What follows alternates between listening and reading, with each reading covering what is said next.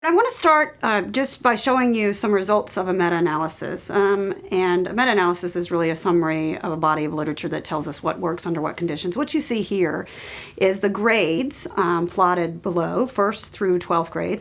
And what we're plotting here is the effect size and the reduction of bullying perpetration.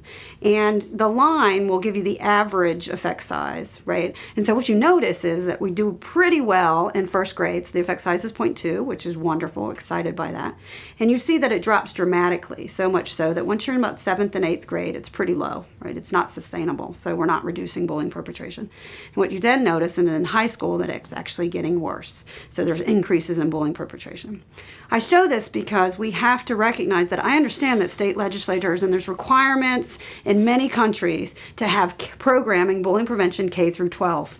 And what we've done is we've taken programming that was developed for the little kids, K through 5, elementary school kids, and we've dumped it into middle school. And because we're so desperate for high school programming, that we've done the same thing in high school. And so the message is that we need to stop requiring K through 12 programming until we know it works, and recognize that what we're doing right now is actually making things worse. The messaging to elementary school kids has to be different than middle school kids, where the kids that engage in high rates of bullying are often popular and overrepresented in athletic groups. And in high school kids do not want to be talked to like elementary school kids. At the high school level, we believe that it has to be youth involvement. So if you're working at the high school level, work with your kids. They have good ideas about school safety. We're also looking at restorative justice in circles, so that when there is a conflict, that you restore it versus just being punitive. So we have to think about the messaging. Most high school students don't want to be talked to like an elementary school. We've known that we have reduced bullying perpetration and victimization only by 20%. So what is happening? What do we need to think? So there's a movement to reevaluate what we're doing. And a lot of the programs would just say, stop bullying, don't do that, be a bystander. The reality is that we have a lot of social science, a lot of developmental psychology literature that points to what we call the risk and protective factors model around bullying, which bullying is associated with other forms of violence in middle school and high school, that they share some overlapping risk and protective factors. So what we've tried to do is to, one, break down kind of the academic silos, where some will say, I study bullying, I study sexual violence, I study this. In fact, those different forms of violence, whether it's bullying or peer aggression, sexual harassment, actually share the same risk and protective factors. Can we create prevention programs or evaluate prevention programs that may target multiple outcomes through the risk and protective factors model that has been so well articulated by Hawkins and Catalano and others? So a lot of folks have focused on social-emotional learning as an avenue to prevent bullying. So social-emotional learning is this umbrella term that sometimes is thrown around, but I'll try to define it for you. So social-emotional learning came about, this terminology, this framework, umbrella term, in 1994, when a lot of scholars that were either in the area of restorative practices, character education, positive behavior supports, school climate came together and wanted to understand how to create safer spaces for kids and how to create kids that have social-emotional learning skills. So within social-emotional learning, these include things like empathy, perspective taking, conflict management, getting kids to regulate their emotions, getting them to understand their own ways of interacting, learning how to communicate. So when you think about what are the skills you need to communicate, well, one, you need to listen attentively, to understand what the person is saying, but at the same time, you have to have coping strategies and problem solving for when you encounter conflicts, right? So all of those things. So social emotional learning is kind of all of those skills that we are all make us all successful in the work that we do, right? Whether that's managing your emotions, whether that's communicating with others, problem solving when you have conflicts, and coping strategies. At the same time, though, we bring in the character piece in social emotional learning, right? So what we do know is that when kids take ownership of their classroom or their schools, and they talk about creating a safe space where they together problem solve, that's a component of social emotional learning as well. So sometimes it's easy for you to think, like if I asked you right now, pull out a piece of paper and write down the 3 characteristics or the 3 skills that you have that you use on a daily basis to make you successful in your job.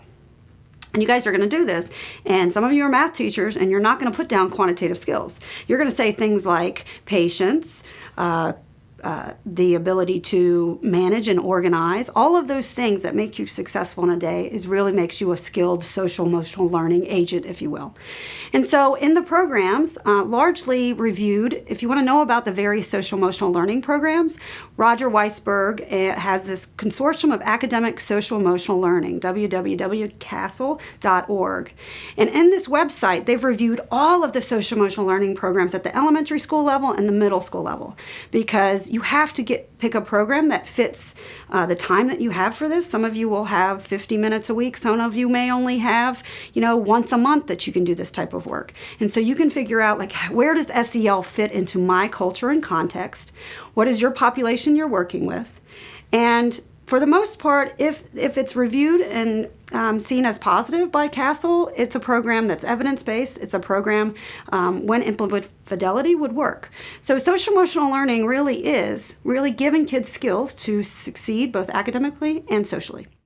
And so at the same time that we were rethinking what are we doing and thinking about the risk and protective factors, at the same time, another meta-analysis came from the sky by Durlach and colleagues at American Institutes of Research, and showed very clearly that if you're a kid in a school with social emotional learning programming, where you're being taught empathy, perspective taking, communication, listening skills, all of those types of things that make us really effective human beings, if you will, academically and socially, then you have less disruptive behavior and have higher test scores than kids that are in schools where there's no social emotional learning program. So here we had some of the first evidence through a meta-analysis that showed that if you're in a school that has some type of SEL programming, so it could be a full-out curriculum or it could be a drama group, it could be an art club, but somewhere where you're learning about the perspectives of others, learning to regulate your emotions, and what happens is that we have an improvement in social skills, but we also have higher test scores. Who doesn't want higher test scores?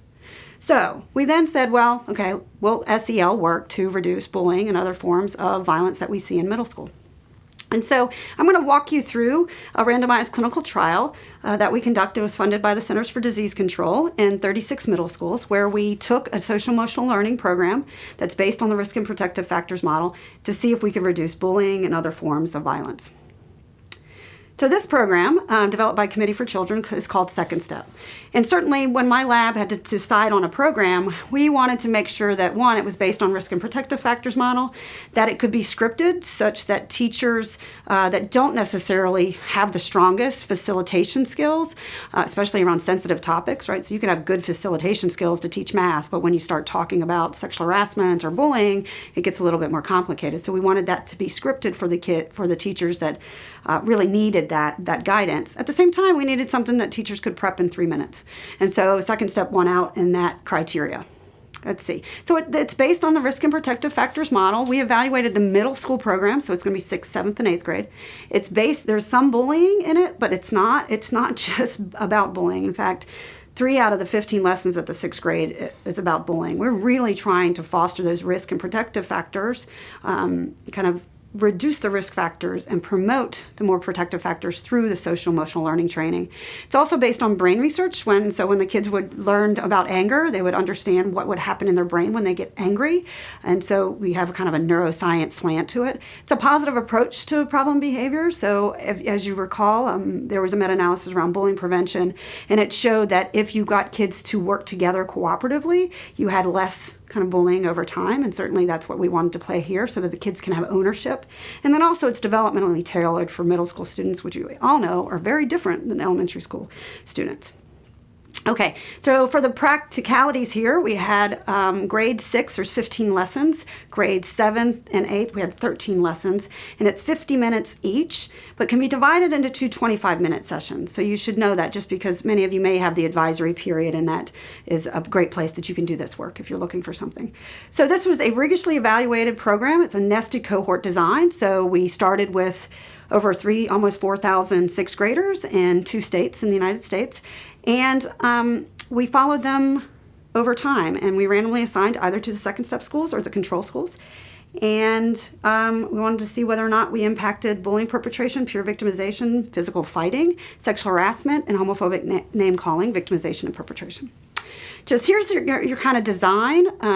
Again, what we did was we went out and we recruited 36 schools from 2 states in the United States. We did some baseline assessment, randomly assigned them to interventions or controls. And then here you see the O's are the observations. So we have baseline 01, and then they had the first, if you're in second step school, they had the 15 lessons, and then we surveyed them right after that, 6th grade curriculum. They went off for the summer, they came back, and then we surveyed them 2 more times across this 3-year study. Okay, I'm going to summarize this 3-year study within just a couple slides so you can know, and remembering that we had those 7 outcomes. What we found right out of the gate, after 15 weeks of talking to kids about empathy and perspective taking and other things, if in fact you were a kid in a second step school compared to the control schools, you're 42% less likely to engage in physical fighting on school property. Now, some people might say, well, you know, is that substantial? It is. If you think about Healthy People 2020 in the United States, we have a goal by 2020 to reduce physical fighting on school property by 3%. Not real lofty goal, right? So here, with a sample of 4,000 kids and 36 middle schools, we found a reduction simply by giving the kids those skills of empathy, emotion regulation, and talking to them about bullying. They were less likely to throw punches. What happened after year 2? Year 2, we had what we call a state effect. So if you were in the state of Illinois, you had reductions in sexual violence perpetration and homophobic naming victimization to the tune of 40 to 50%. If you're in the state of Kansas, we did not see that effect. However, when we did a meta-analysis, when we analyzed actually implementation data, so you should know that when teachers did a lesson, they then filled out a 3-minute survey to tell us how they engaged with the lesson, how they prepared for the lesson, whether the kids were engaged, right? It's what we call implementation fidelity, right? Did they do what they were supposed to, and how did they perceive actually the lesson? When we meta-analyzed that, we actually found a reduction in all forms of aggression, perpetration, and victimization. So the message here is, when implemented with fidelity, the programs work, and they reduce all forms of aggression in middle school. This is important because if you're a social worker or a practitioner that's going to use some of these programs, but you're going to just pick some of the lessons, don't do that. It will not work. You will not get these reductions. You have to implement as intended. These developers have worked years to develop this. It's grounded in developmental research. The lessons are sequenced in such a way that they build off of one another. You can't pick and choose. If you do not have the support from your administrators to do this type of program, which is 15 weeks, then find another program that fits for the time that you're given. We do not want to set you up for failure, and that's what will happen. Now, when we want to talk about the last year, we had also reduced all forms of aggression in year 3. We sustained that, and we did it through a decrease in delinquency. And so that's really promising that we're not only addressing victimization and perpetration of aggression, but we're actually reducing delinquency through social emotional learning. Very, very powerful stuff. And then finally, not many of you will know this, but there's not a single randomized clinical trial of a social emotional learning program with students with disabilities. So we were able to get some disability data, and what you see here is that if you're a kid with a disability in a second step school, your bullying perpetration flatlines, right? And if you're a kid in a control school, your bullying perpetration goes up. This is what we call a prevention effect, because we know that bullying goes up during middle school. What we want to do is kind of hold it constant. It appears that if you're a student with disability in a second step school, it did flatline, which is very, very nice.